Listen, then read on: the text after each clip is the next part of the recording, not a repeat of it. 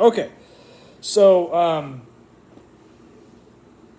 this video was going to be part of a longer video, so there was not actually an intro done for video. So here I am while I'm editing it. This video is going to be kind of like so I had the shocks on my Ford Raptor, 2014 Ford Raptor. I did the shock swap with TSW. So what you do is you order them. They send you rebuilt shocks. They're not new. They rebuild them, new seals, new all the good stuff, and then you pay for those. And then you also put a deposit down for your shocks because you have to send those shocks back to them because that's what they use to, rebuild and send out, right? So, I'm just going to kind of go. Firstly, I want to show how bad these shocks were on my truck. I don't know if they were on there since it was new, but it looks like it. They were terrible. So I'm going to show you how bad those are and then kind of go over the process of what it looks like to send them back and just kind of some stuff that came up throughout the process that I didn't see out there that may help somebody in the future. I know the first gens are getting kind of old, but hey, here it is. So now what I'm doing is I'm packaging up the shocks and sending them back to TSW. So they ask that you wash them up, clean them up. So I power washed them. Got most of the gunk off, but there's still some little gunk here that I'm going to be scraping off with a screwdriver. That's to not scrape the shock, but just this stuff kind of on the front here or the top here. Focus. So that stuff right there. I'm just gonna scrape that stuff off. I don't know. These may be the original shocks. I'm not sure. These are the two front ones, and I just want to show you how bad they are. I don't think they have there's nothing left inside them because I can literally push it down with my hand and it does nothing. It does not come out at all. So I have to take it and pull it out. So I'm gonna set the phone up, show you.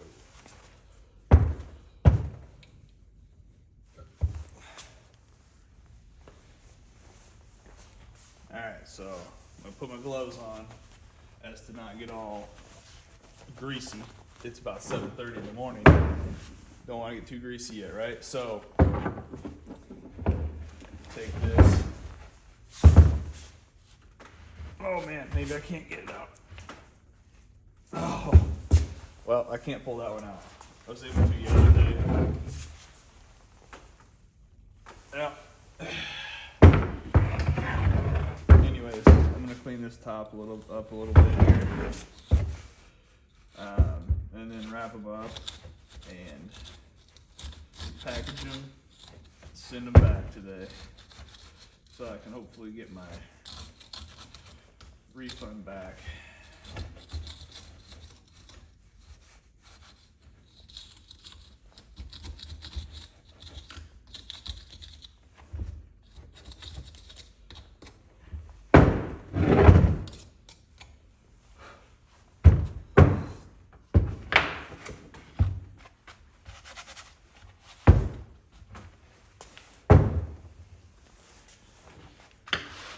So there's the two front ones. The back ones didn't really have any, they just were dirty. They didn't necessarily have any of the gunk on them. So I power washed them. They're pretty good.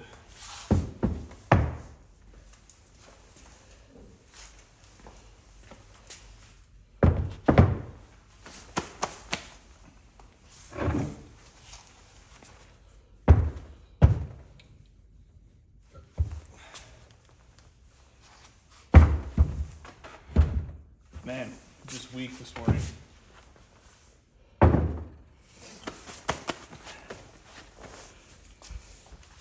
Okay, so Whoop. So here's the shocks. Kind of zoom in, but the truck's got 96,000 miles on it. I don't know.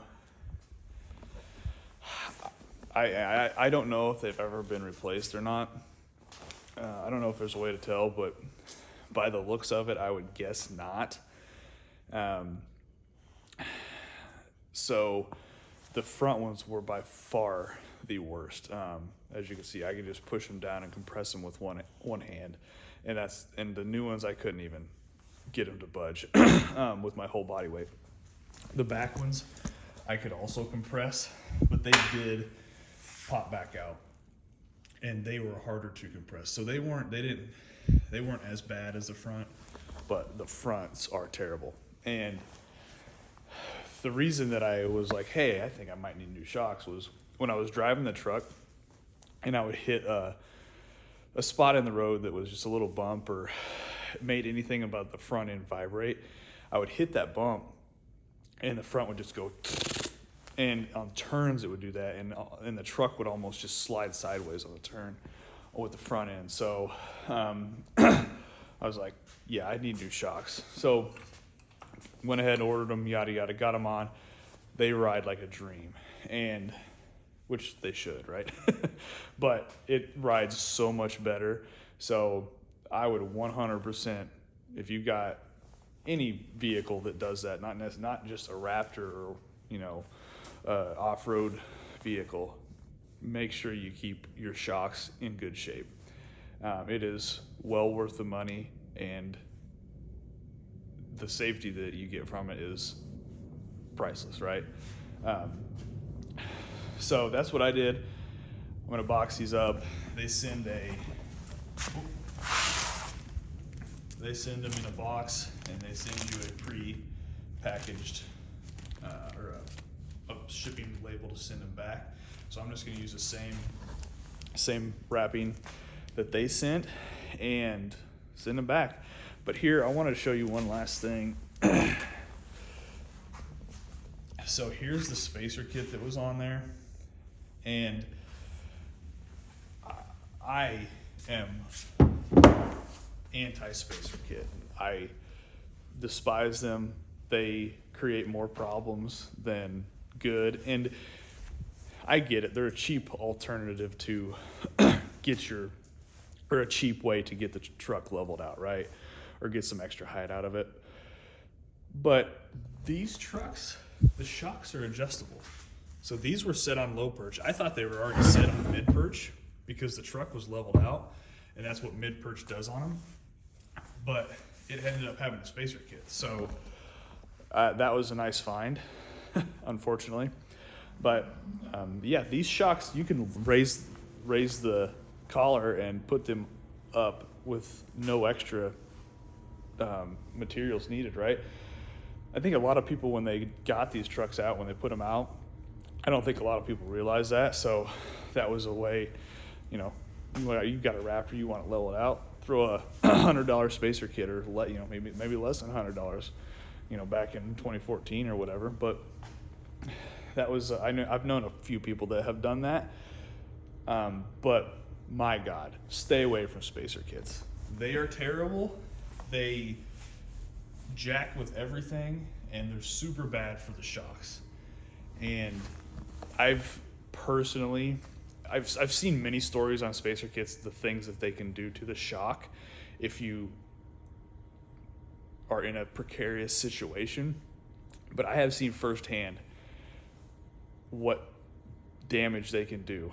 So one of the things that I've read a lot, and it came true in my life, is I had somebody that I know had a spacer kit on their full-size truck.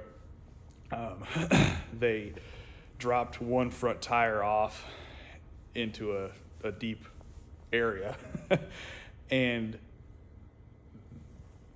the change in geometry that it does, it bent the lower shock of the truck. So it had to replace the whole shock.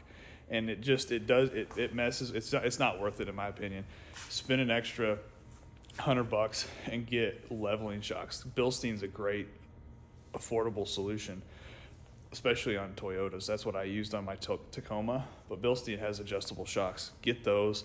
It's 100% worth the money. The ride is second to none versus a spacer kit, in my opinion. Granted, everybody's got their different opinions, right?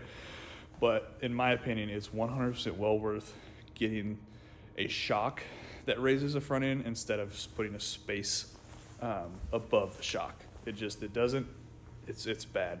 Just stay away from them. That's my rant about using spacers. Don't do it. I don't know if this was helpful or not, but thought I'd throw it out there.